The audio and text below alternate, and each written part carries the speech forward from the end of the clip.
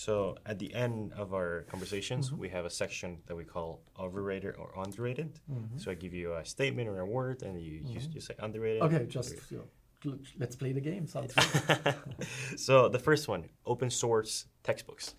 As you can tell, in this university, for instance, a lot of things are not open source. You need to take a class. You need to be registered for this thing in order to access it. So open source textbooks, overrated or underrated? Oh, you want me to explain why? Yeah, a little, briefly. So I think textbooks are way too expensive these days. And I mean, we're talking about things that cost hundreds of dollars sometimes. Right. So actually, I've given them up in all my classes.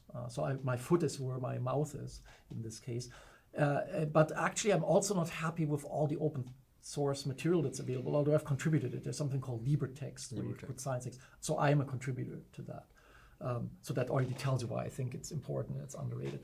But actually, for my classes I teach here, I actually write textbooks, literally like long textbooks from scratch, and they're available online, and the students just get them for free.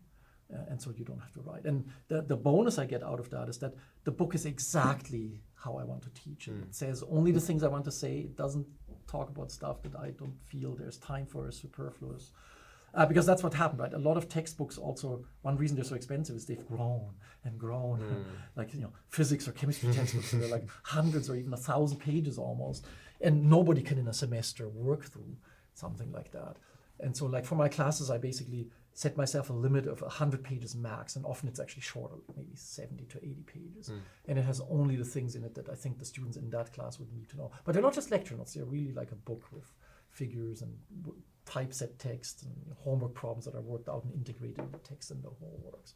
And so I think that's really actually something that's great. And it was impossible. You couldn't do it 50 years ago because, again, you needed to have publishers printing, but now I can publish books myself, right? And it's very easy to just disperse materials to anyone. And so I think the time has come actually for these sorts of things. Now, open doesn't necessarily mean though that it's just a free for all, right?